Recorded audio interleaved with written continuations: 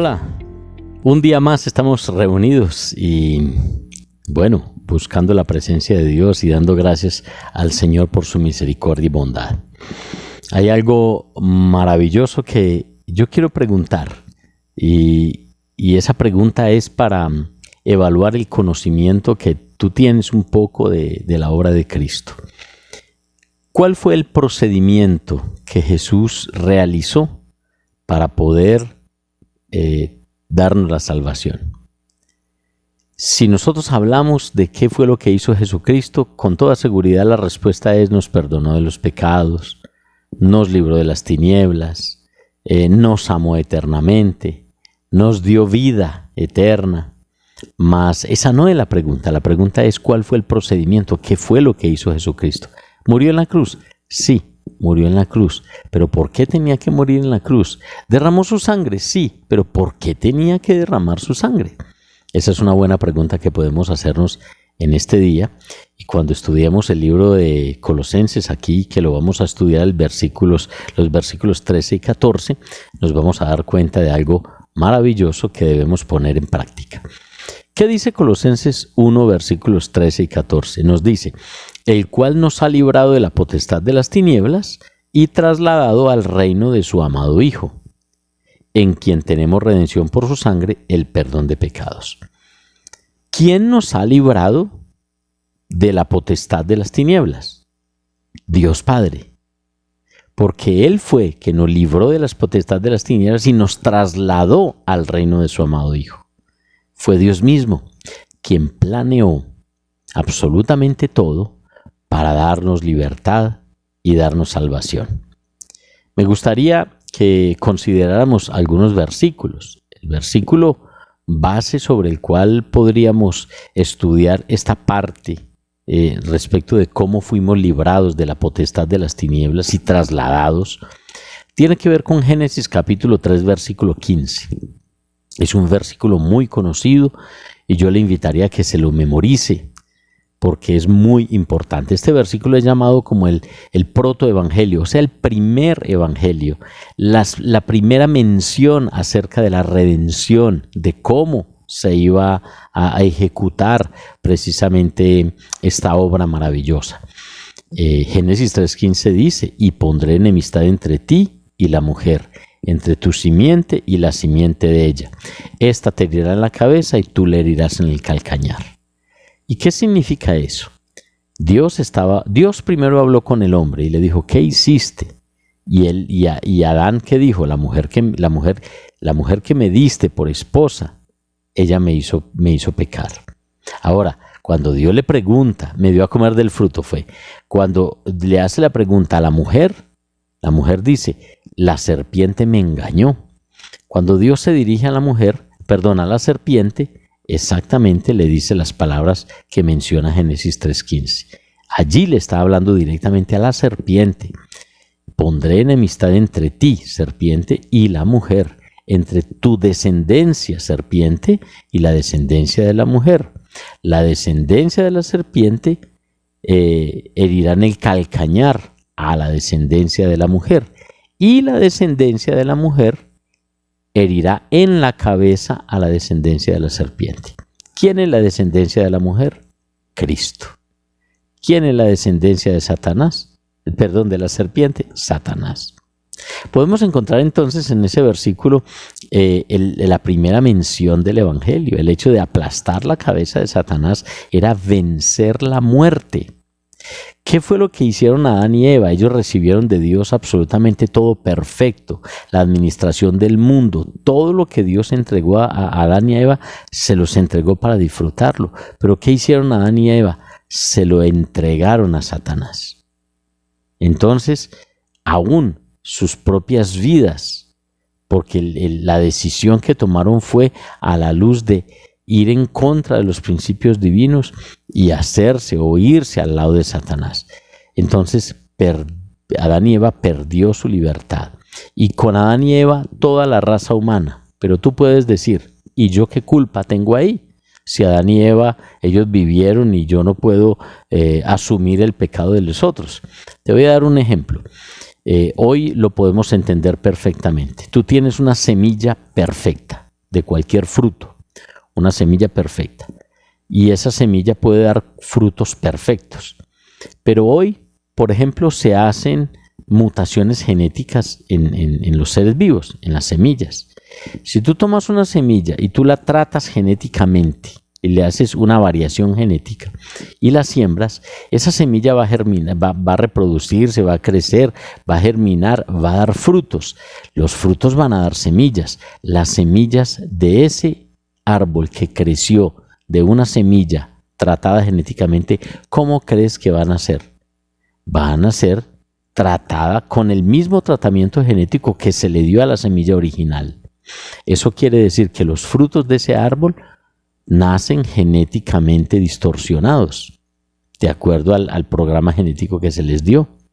Ahora, esos frutos generan semillas. Esas semillas se siembran. ¿Y cómo crees que nacen los frutos? Igualmente, genéticamente modificados. Eso fue lo que sucedió con nosotros. Nosotros éramos perfectos en Adán, pero Adán fue modificado, digamos, genéticamente en su vida espiritual, y toda la raza humana quedó genéticamente modificada porque ellos fueron los primeros hombres. ¿Qué sucedió entonces? ¿Qué tenía que hacer Dios? Dios tenía que hacer algo con la raza humana, tenía que hacer algo para rescatar lo que Dios le dio al hombre, la vida que Dios le dio al hombre y todo lo que Dios le dio al hombre. Y vemos, por ejemplo, que toda la obra de Jesús, lo que hizo Jesús, lo que continúa haciendo es un programa de salvación en general para la humanidad, para quien se acoge a Él. Es necesario tomar la decisión de seguir a Cristo, que Él genere vida en nosotros y con ese nuevo nacimiento yo poder decir, ahora sí, Jesucristo hizo su obra en mí. Ahora, ¿cómo sucedió esto? Veamos que es claro cuando dice que Dios nos ha librado de la potestad de las tinieblas. Eso quiere decir que nosotros pertenecíamos a Satanás. Nuestro padre era Satanás. Pero Jesucristo, con su muerte y resurrección, quitó ese padre. Él era el dueño nuestro y Él nos trasladó, Dios nos trasladó al reino de su Hijo amado. Ahora somos hijos de Dios.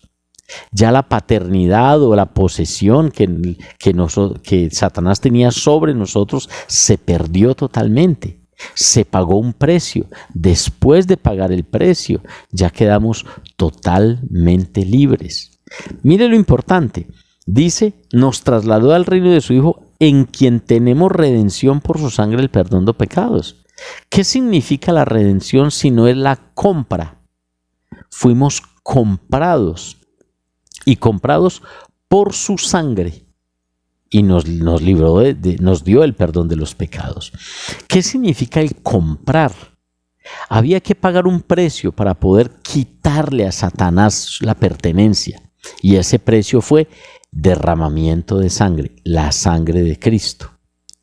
Dios hizo un plan perfecto para poder que quien se acoja a Él y quien le busque reciba la salvación y reciba la eternidad en su corazón. Ahora podemos decir que somos perdonados. Miqueas 7, 18 al 20 dice, ¿qué Dios como tú que perdona la iniquidad? Dice más adelante, no olvidará para siempre su enojo, sino que tirará en lo profundo o lanzará en lo profundo del mar todos nuestros pecados. Escuche lo importante. Dios mismo, con la obra de Cristo, quitó nuestros pecados, los tiró en lo profundo del mar. Nadie absolutamente tiene derecho para juzgarnos, porque si Dios, que es el juez, el único juez justo, Él no nos juzga por nuestros pecados, ¿quién tiene derecho a juzgarnos? ¿No crees tú que debes vivir en una libertad con Dios, en una libertad perfecta con Dios, por la obra que Él hizo en nosotros? Porque Jesucristo pagó la sangre para nosotros tener libertad. Ahora, esa libertad, ¿cómo actúa en tu vida? ¿Cómo tú puedes decir, vivo en la libertad? ¿Cómo podemos decir que nosotros fuimos perdonados? Y allí es donde nosotros debemos entender que ese perdón que nosotros tenemos genera una influencia poderosa en nuestro estilo de vida. Porque si tú crees que estás perdonado, tú vives en libertad. Si tú crees que no estás perdonado, tal vez tienes problemas en tu comunión con Dios porque no querrás ir a la presencia de Dios porque sientes que te va a juzgar. Dios ya nos perdonó, mas mucho cuidado. Eso quiere decir que al Hijo de Dios que vive la vida de santidad, y lo quiero repetir, al que haya nacido de nuevo, que tenga un estilo de vida, que busque al Señor, que conozca al Señor, que dependa de Dios, que está manifestado ese estilo de vida o ese arrepentimiento en su estilo de vida, esa persona puede decir: mis pecados son perdonados. Pero esto no es para jugar. No es para jugar diciendo Dios me perdonó, entonces yo simplemente hago lo que quiero porque Dios ya me perdonó y yo soy libre. No estás manifestando una vida arrepentida ni una vida realmente como hijo de Dios. Tendrías que preguntarte: ¿realmente yo soy hijo? Porque un verdadero hijo no hace esto. Un verdadero hijo arrepentido va humillado ante la presencia del Señor. Entonces es una buena oportunidad para decirle al Señor: Señor, aquí estoy. Usa mi vida, guarda mi vida, toma mi vida, lléname con tu gracia, con tu poder, con tu sabiduría, con tu entendimiento. Y permíteme, Señor, ver tu gloria.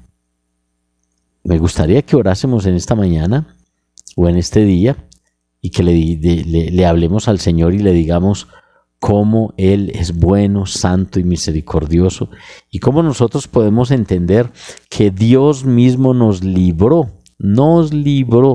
de las tinieblas y nos rescató al reino de su amado Hijo. Ahora estamos en el reino de su amado Hijo. Tal vez la pregunta es: ¿ya terminó todo el proceso? Sí, la obra de Cristo ya fue hecha completamente. No hay nada más que hacer. Lo que se hizo ya fue hecho. Nos queda en nosotros aceptar esa obra de Cristo. Aceptar realmente que el mismo Señor, Dios de los cielos, Él entregó a su Hijo por nuestros pecados. Y allí entonces nacemos de nuevo. Y ahí también, en el proceso escatológico o profético, hay algunas cosas por suceder, porque también la obra de Cristo tuvo un efecto sobre la tierra y tendrá un efecto sobre la tierra. ¿En qué sentido? Dice el libro de Isaías que llegará el momento en el cual el lobo y el cordero comerán juntos. El niño jugará con la serpiente y no lo morderá. ¿Por qué? Porque Dios restaurará en el milenio lo que fue el Edén.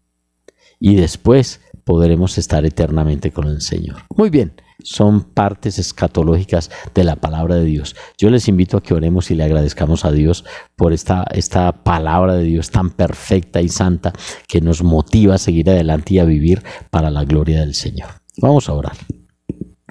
Amado Dios, eterno, poderoso, santo, queremos glorificarte.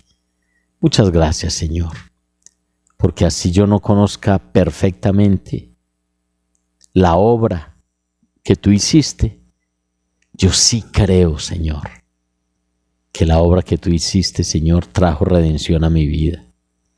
Y yo te invito, Señor, a vivir en mi corazón. Yo te invito, Señor, a que tú hagas morada en mí y que yo pueda nacer de nuevo. Yo te necesito vivir, necesito, oh Dios, volver mis ojos a ti. Quiero agradecerte, quiero bendecirte, quiero glorificarte, quiero exaltarte a ti, Dios de los cielos, soberano y perfecto. Muévete hoy, muévete en nuestros corazones, muévete en nuestras vidas, Señor. Haz tu obra poderosa y perfecta. Necesitamos de ti, bendito Dios. Te damos gloria y honra, exaltación y poder solamente a ti. Señor, glorificamos, exaltamos, honramos y bendecimos tu nombre para la gloria de Jesús. Señor, gracias por esa obra redentora, porque hoy somos nuevos y porque hoy podemos depender de ti y crecer en ti, Señor. Queremos conocerte, queremos seguirte, queremos buscarte, Señor, porque tú perdonaste, limpiaste y ahora, Señor, lo que estás haciendo en mi vida es formar mi carácter para crecer, para ser formado y para vivir cada día en la presencia del Señor. A ti te alabamos, te glorificamos y te enaltecemos, Señor, en Cristo Jesús, Señor nuestro, y en el poder de tu Espíritu. Amén. Muy bien, familia. Es un desafío lindo de parte de Dios poder entender, poder vivir de acuerdo a su propósito y de acuerdo a todo lo que Él ya hizo. Fuimos rescatados de las tinieblas al reino de su amado Hijo, que es la luz. Agradezcamos a Dios todos los días, vivamos en santidad solo por agradecimiento, solo por alabar, solo por exaltar su nombre, que Él va a traer a nuestras vidas cada día más una restauración perfecta, y necesitamos vivirlo así. Así que, familia, un grande abrazo para todos, que la gracia y la paz del Señor Jesucristo sea sobre sus vidas y nos vemos en breve. Un grande abrazo. Hasta luego.